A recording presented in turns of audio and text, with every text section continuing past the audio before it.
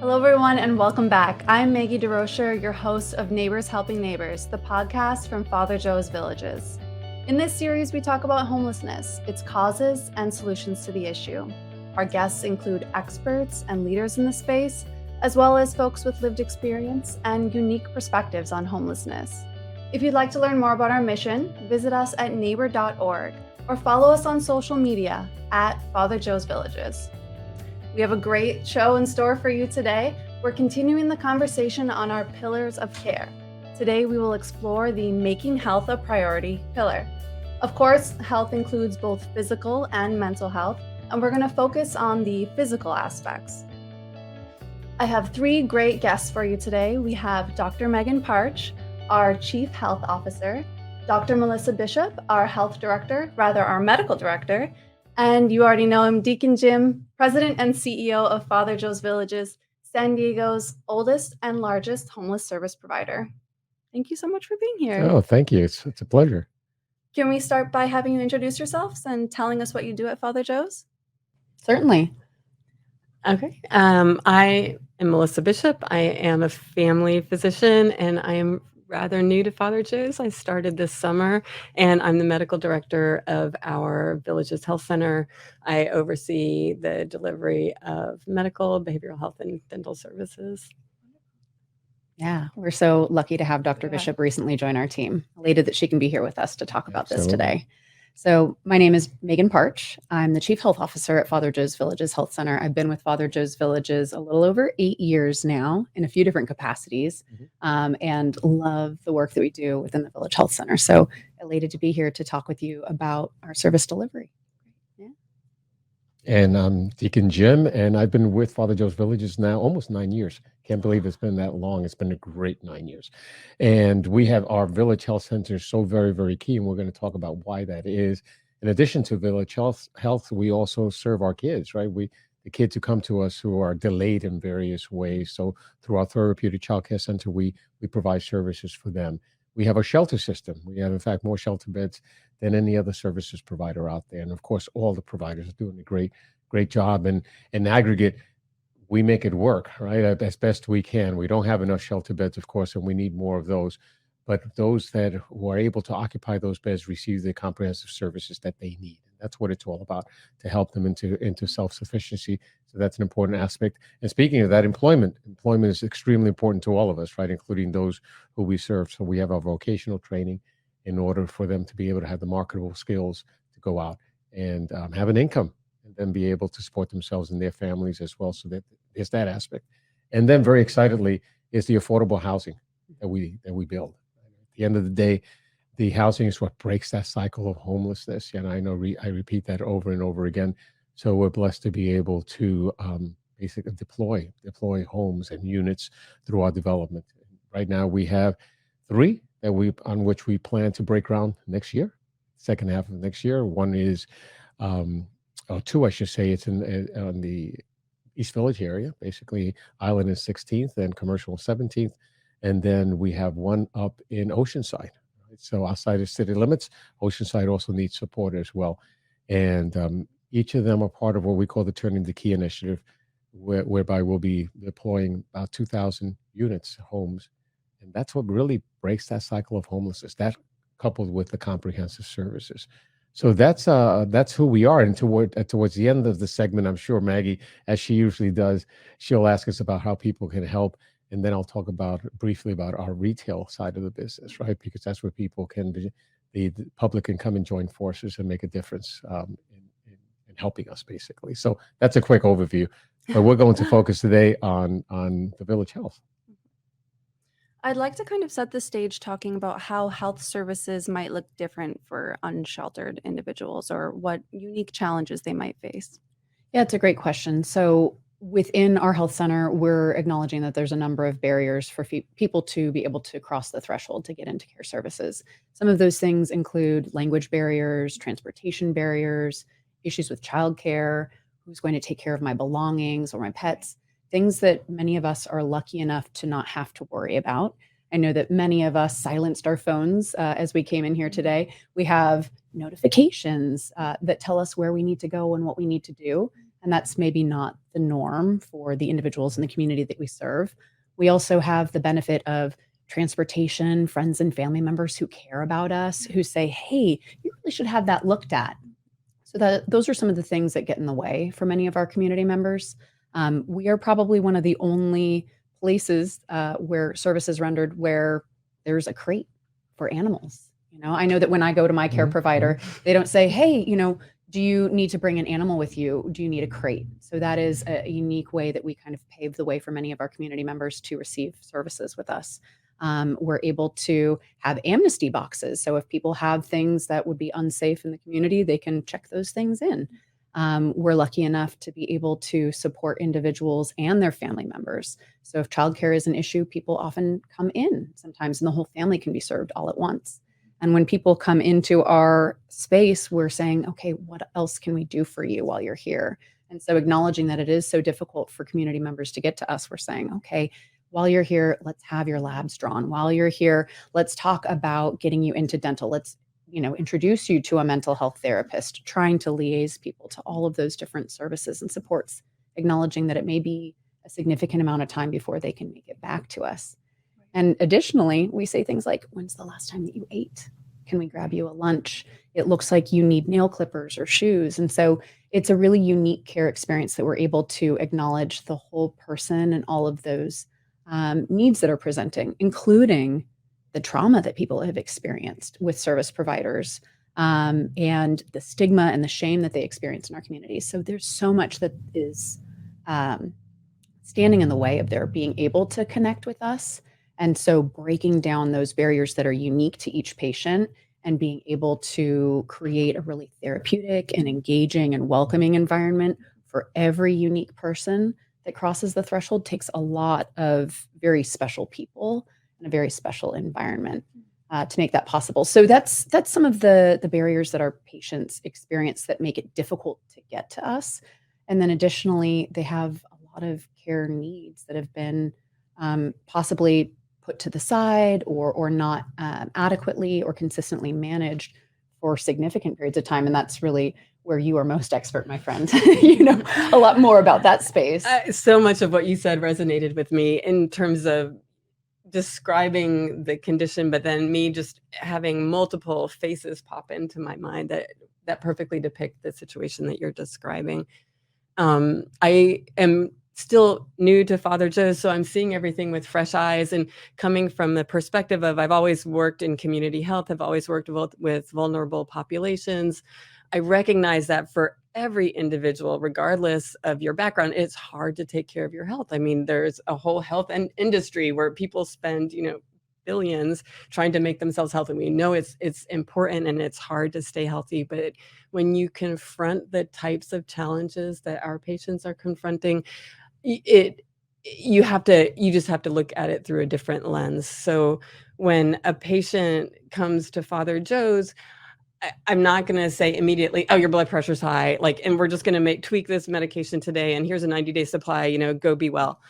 I look at them and I think, you just have a couple of teeth. Have you ever been to the dentist? We have a dental program. You could actually get dentures here. And your blood pressure's high. We're going to try this medicine, but let's just give you, a 30-day supply because we don't know if your medicine's going to be stolen in a few days. And, this could go on forever. They might have diabetes. And whereas with a patient who has secure housing and food supply, we might put them on insulin. A patient who doesn't know where their next meal is going to come from, it would be a terribly high risk taking insulin because they can become hypoglycemic, which is immediately more dangerous than having an elevated blood sugar. So all of those things come into play. Trauma-informed care, knowing that people are coming from a background where inevitably bad things have happened, and approaching them with trying to meet them where they're at. And as you enter the room, just asking for permission. Do you want the door open or closed? Is it okay if I touch you? Do you mind if I examine you? How would you feel about doing a pap smear today?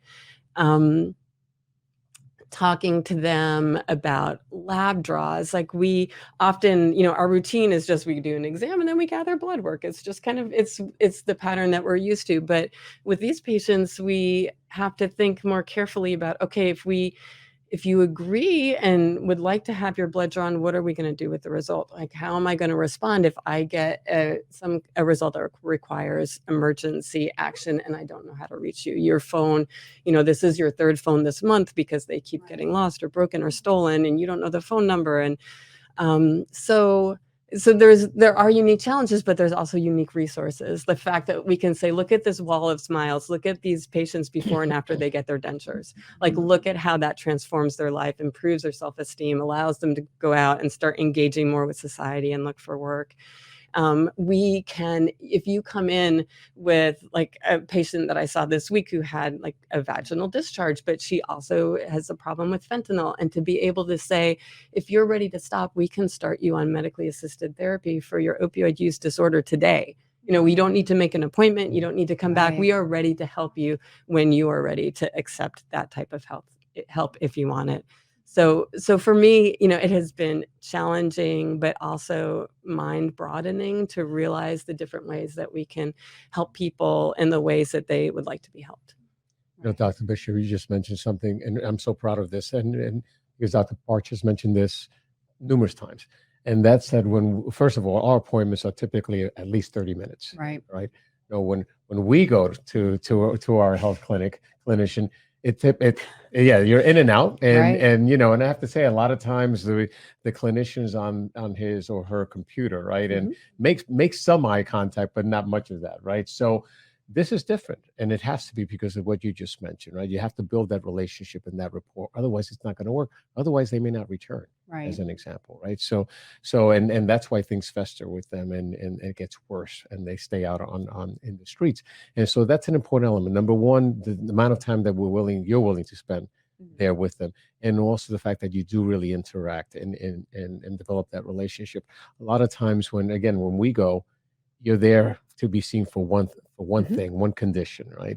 And if you bring up a second, well, we'll make an appointment for you, right? Right. Come right back. That's not the case here. Here you're evaluating them. I mean, and you're seeing things in them, and you're commenting on it, and you're inviting them to take care of it right then and there, especially with medication-assisted treatment, where the availability is so important, right? So because she may take you up on it today, but tomorrow, if you waited until the following day, that may no longer be the case. So these are such important elements, which is why I think what you do at the Village Health Center, you and your teams, it's just absolutely so critical. And the way the population moves around a lot, you don't know when this person, like you said, will be back, if there's going to be a lapse in their care. And that really shows how homelessness can make pre-existing conditions even worse. Exactly. I think one of the things that maybe is harder for us to conceptualize in our experiences and our experience of care is when you don't have your basic needs met, when you don't know where you can lay your head down tonight safely, where you don't know where your next meal will come from, where you don't know how to care for your children and your pets and your belongings, it's really difficult to focus on what ends up being higher level needs. How could you address your substance use disorder? How could you manage your diabetes? How could you worry about hypertension when the things that matter most to you, safety, security, food, water, access to a restroom, things like those things are so difficult for a population that is constantly being moved around our community. And so beginning to acknowledge just how hard that existence might be and how attending to those needs really becomes the most critical priority for our community members. It's such an honor when they trust us to serve them. When they are able to make it to us, that means that they've overcome so many different challenges that we see, or maybe even those that we don't see, so that we can render care. And so we do honor them with longer appointments. And that's needed because there's just so many care needs that can be addressed and must be addressed. It must be addressed. That's correct. Tell me why making health a priority is a pillar of care at Father Joe's. What are you seeing in the homeless stats around health? I'll leave it with you on that one. You're certainly expert in that space. So a priority is to stay alive, right? And we know that homeless individuals have a diet rate that is 3.5 times the general population if they're sheltered, and 10 times the rate of their peers if they're unsheltered. So our goal is to help people stay alive so they can get their lives back on track. And the way to do that is to confront the things that are the greatest risk to pose the greatest threat to their health. And those things are drug overdoses, cardiovascular disease, cancer, accidents, car accidents in particular, vehicle versus pedestrian, and infections. And so we try and address all of those in the context of our care, both in the clinic and on the street. I mean, we're not even talking about getting to a point of thriving, stabilizing, and then towards thriving. We're talking about individuals who are housed versus people who are unhoused, and that excess mortality, like you said, it's really striking. So 10 times more likely to die younger than their house peers. Mm-hmm. Age for age. The average life expectancy for someone on the street is 47 to 50 years old. So they lose 20 to 30 years off the average American lifespan. I mean, today I was on the street and seeing a patient they asked me to come see him when we arrived. Our outreach worker, Michelle, said, "Oh, Dr. Bishop, you need to see this patient. He says he wants to die." And he was in terrible shape. And he said, "I'm in pain. I need a shower. They stole all my medicine and I can't walk. My legs hurt, my knees hurt, my feet hurt." And he was frail. He looked incapable of walking. In the end, it looked like he had some corns on his feet that hopefully we helped him with a little bit. But, I spent maybe, 20, 30 minutes with him before I looked at his age and I realized that we're the same age. I don't know how I look today, but but I don't look near. I mean, this person looked like he really didn't have long to live. And it's the weathering. They call it weathering. Yes, it's the weathering that occurs when people are living on the streets, not just the exposure to the elements, but just the constant toxic stress, the danger that they face, the struggles the effort that they have to put in just to get basic needs met, food, water, shelter, security, and it takes a toll on the body. So and the feeling that they want to die. I mean, because what else is there, right? So, die. and you mentioned you saw him on the street, right? And that's an important element. It's not as if you and your team waits for people to come to the brick and mortar to the clinic. Of course, we have those who do, but about 30% of those who are on the street won't access medicine in a traditional way coming into the clinic, right? So that's where your street health team, that's where your street health team is so very, very critical. And we instituted that back in 2019. Remember that conversation, Dr. Megan, when you and I talked, you approached me on this, and I just fell in love with the concept because there's so many people dying in the streets. And I'm convinced that we make a difference in this regard, and just being out there. And now we have psychiatric clinicians as well who are out there and are deployed 5 days a week. We're out there, right, making a difference. Talk about that. I mean, because I get really excited about the street health and the work that you do there. Well, you're correct. So in 2019, we decided to build the program. And when we stood it up, we knew that we had that really expert and passionate team, and we had all of the medical supplies, and we had kind of a can-do spirit. And we said, let's get out there. And we loaded up plastic bags. I mean, we were a riffraff looking team, loaded down with water bottles and granola bars and wound care supplies, and deploying out into the community on foot and engaging folks.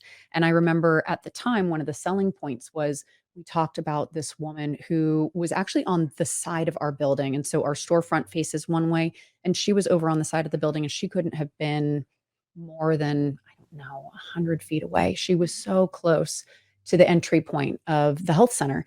And each day that I drove to work, I saw her out there alone, no belongings, usually in various states of undress, never prepared for the kind of weather, no shoes, talking to herself, so unwell, so vulnerable.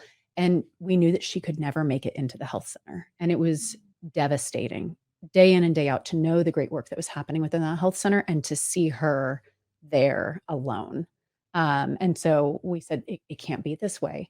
If any one of us would benefit from care services in our home, or care services that came to us or called upon us or engaged us, because we're insured, because we have, those benefits and those supports that many individuals in our community that we serve do not. We said, that's not just, that's not fair. And so we said, how do we get services to her?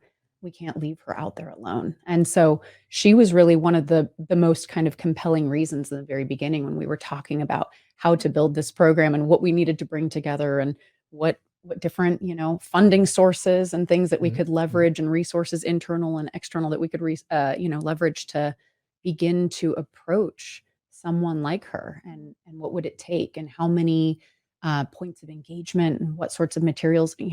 Certainly she needed water, she needed food. How could we endear ourselves to her so that she might begin to have trust in us, to either walk her to the entry to the health center or to render a service for her right there in that moment. And so that was kind of where much of it was born and where it began. And now, What does it look like now? yeah. What is street health?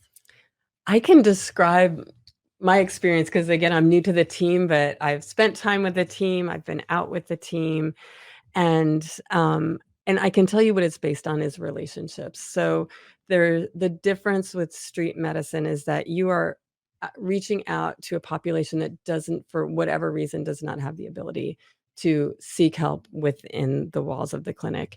And so at baseline, it's a totally different dynamic.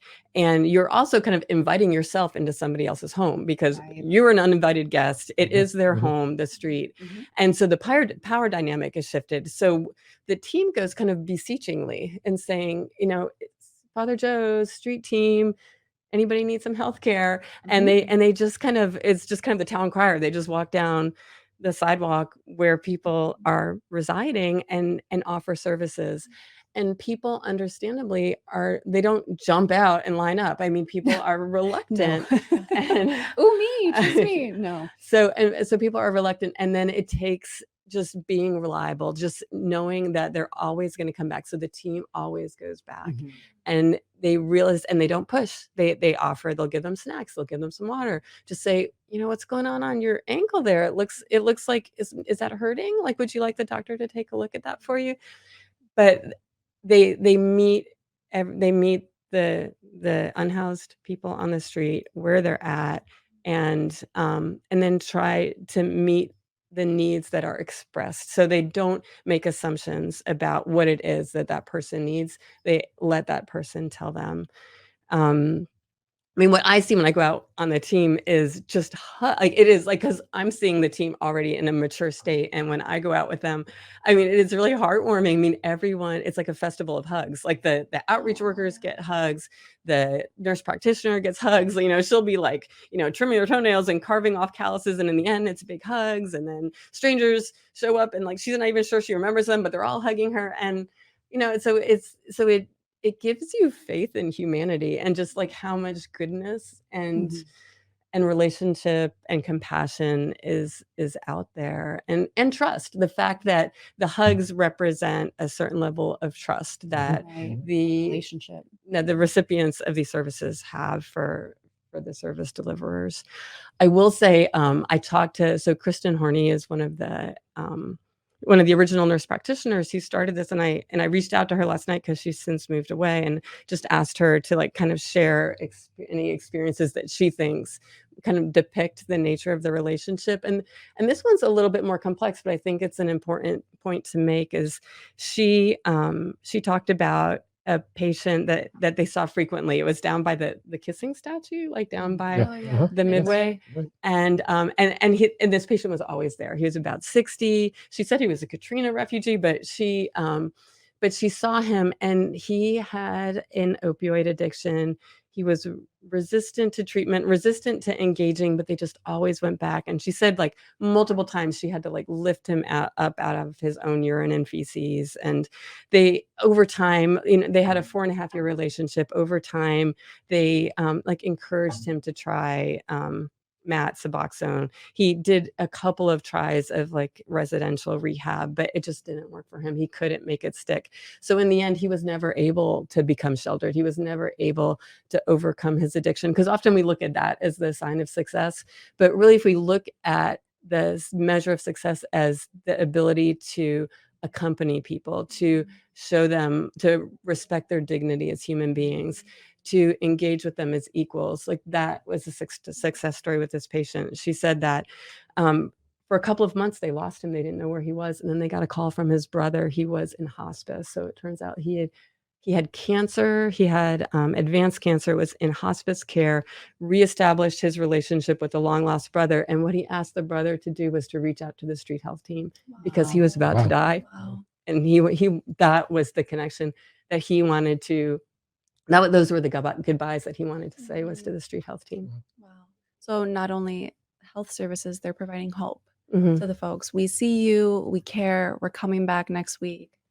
The people living on the street, I think it's fair to say that they are the most marginalized segment of our society. I think that when we see them, we feel fear because the suffering it makes us, I think it's our lizard brains. Like we don't want to see suffering because we ourselves don't want to suffer. So in our response with fear, we also, we lack compassion.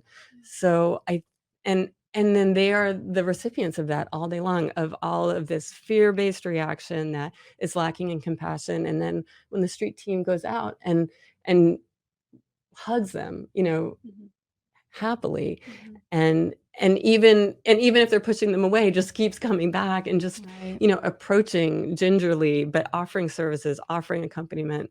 It's just something that is so needed, especially in this time of so many people being without shelter and being in this situation where they feel forgotten by society. Feel seen and valued and cared for. I mean, to feel touch even. That's a great story, and you pointed to success, right? It's we sometimes society values success in such ways that are should not you're applying it to this population is unrealistic, just unrealistic. So how we measure success is dependent upon the situation, and that's a great story that points just to that, right? And so through building these relationships, this human connection, are you seeing folks then access other services like the Village Health Center or the shelters, or are you building that trust and connecting them further? In many cases, yes. I think one of the most recent experiences that we have a team that goes out and does harm reduction outreach.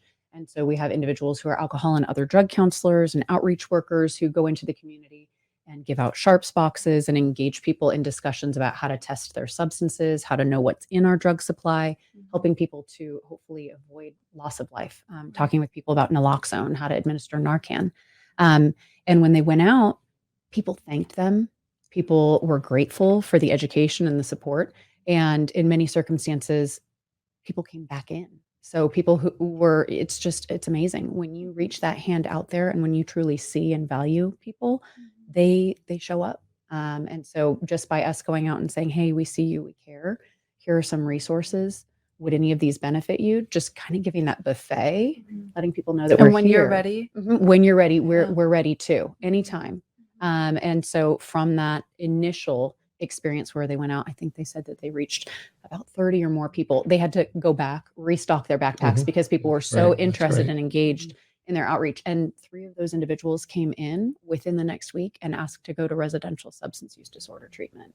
The return on investment there of 3 people coming in within 1 or 2 weeks' time and receiving a higher level of care than they would have had otherwise is pretty remarkable.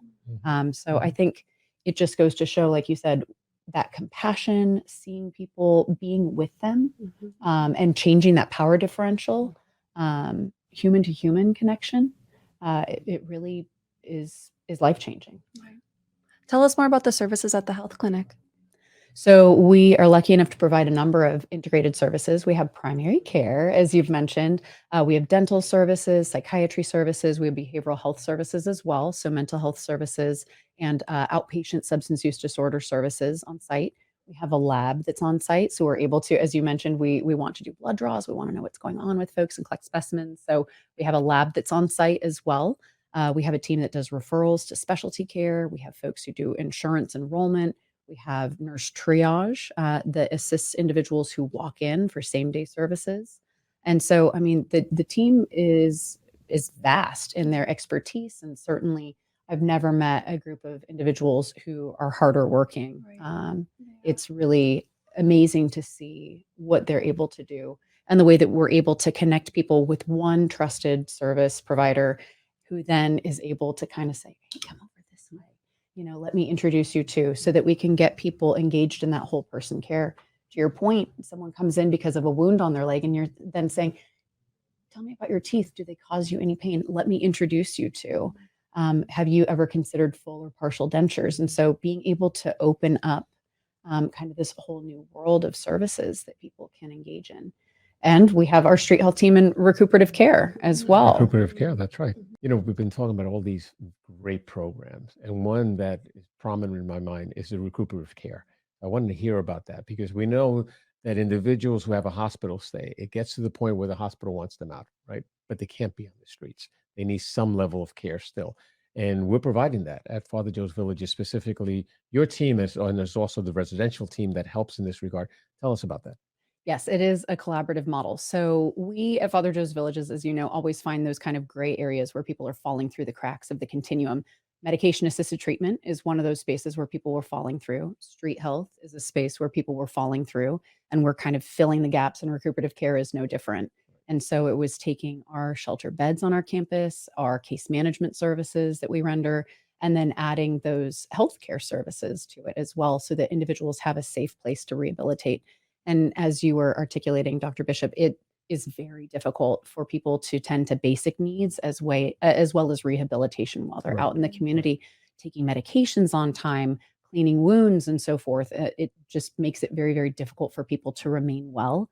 And what we commonly see is that there's recidivism back into the emergency room and back into hospital beds over and over for many of our community members.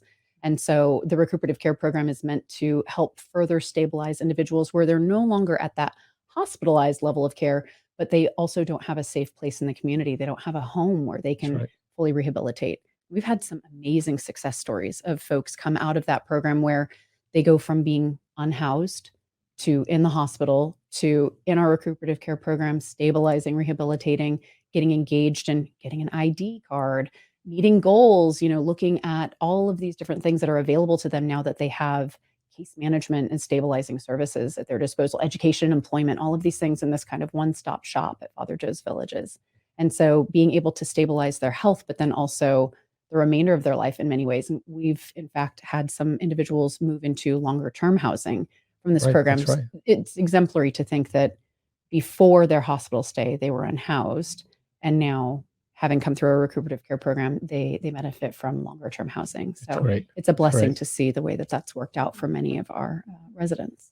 And it's a benefit for the community as a whole. It's expensive. A hospital stay is expensive for insurance companies and the hospitals and so forth. So this is a benefit actually that we're offering not only to those who we're serving, but to the community as a whole, right? That's important. Truly. Yeah, that's really great. And another example of how you're meeting folks where they are. You called them gray areas, but whether they're on the sidewalks, whether they are needing to recover from an illness, you're coming to them in their situation and seeing how you can help. Exactly. This has been so wonderful. Thank you so much for being here. I really appreciate your time and everything you're doing for the community. Thank you. Thank you for having us. Yeah, no. Thank you. And huge thank you to our listeners. By now, you can see how vital these programs are and how making health a priority is a key factor in preventing and ending homelessness. Our next episode of Neighbors Helping Neighbors podcast will air in 2 weeks. This will be the part 2 of our discussion about making health a priority. We'll focus on behavioral health, substance use disorder, and harm reduction. Don't forget about our Thanksgiving 5K. It's Thanksgiving morning in Balboa Park, and it's honestly fun for the whole family. Bring the strollers, bring your dogs and cats. I will be there. It's a wonderful time. Sign up at thanksgivingrun.org. Also coming up is Giving Tuesday, a global generosity movement unleashing the power of people and organizations to transform their communities. I invite you to put your compassion into action. Visit our website at neighbor.org and volunteer or donate. We are all neighbors helping neighbors, and together we can do better. How do we know we're good neighbors? Is it simply living side by side, or is it something more? Homelessness is a healthcare crisis. A shelter is not a home, and access to food is not a privilege. At Father Joe's Villages, we believe everyone deserves safe housing, hot meals, healthcare, and so much more. Our neighbors need help, and we can do better. Donate today at neighbor.org.